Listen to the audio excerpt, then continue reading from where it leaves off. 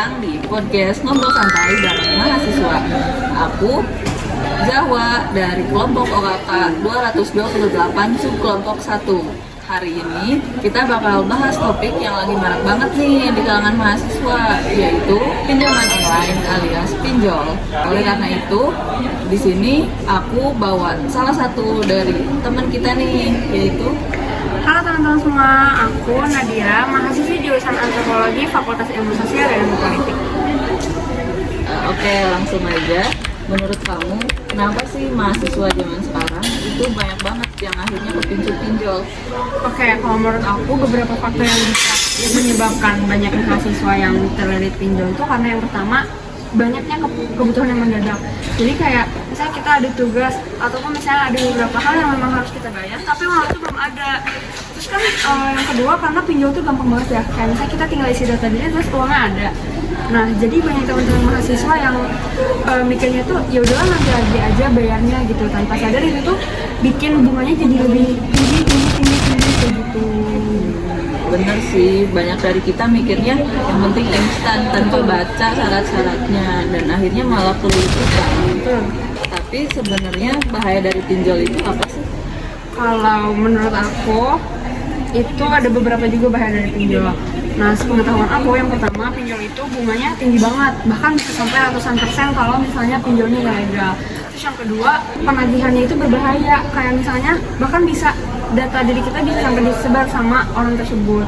Terus bisa juga kita sampai diancam, terus diintimidasi sama orang tersebut. Nah, terus yang ketiga juga itu berbahaya untuk mental kita.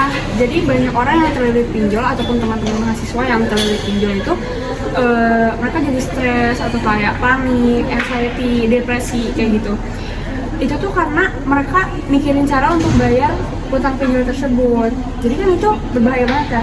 Dan yang paling parahnya itu kita jadi kayak terbiasa sama solusi yang instan tanpa mikir kalau sebenarnya itu tuh membuka lubang-lubang masalah yang baru kayak gitu. Serem banget ternyata ya kalau dilihat-lihat, apalagi kalau data kita disebar itu benar bisa ganggu ke kehidupan sosial dan keluarga ya. Pertanyaan yang nggak kalah penting nih, gimana cara biar mahasiswa itu nggak kejebak di pinjol? Oke, mungkin ini sedikit tips dan saran dari aku untuk teman-teman sekalian. Itu yang pertama kita bisa memanage keuangan.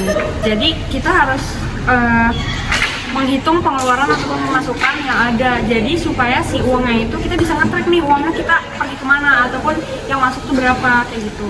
Terus yang kedua itu kalau misalnya emang kita butuh dana darurat, usahain ke orang-orang terdekat dulu kayak orang tua ataupun keluarga ataupun teman dekat. Terus kalau misalnya emang kita ada di situasi dimana kita harus banget pinjam uang nih, usahain pinjam ke lembaga-lembaga resmi kayak OJK. Terus baca dulu persyaratannya gimana. Terus yang terakhir, jangan malu untuk meminta tolong teman-teman karena banyak juga nih di kampus-kampus kayak gini yang bisa membantu keuangan teman-teman, kayak misalnya beasiswa ada banyak kayak gitu sih kalau dari aku. Jadi intinya bukan cuma soal jangan pinjol, tapi juga tentang gimana kita nahan diri buat nggak ada di situasi itu. Betul. Wah, keren banget nih pembahasan kali ini.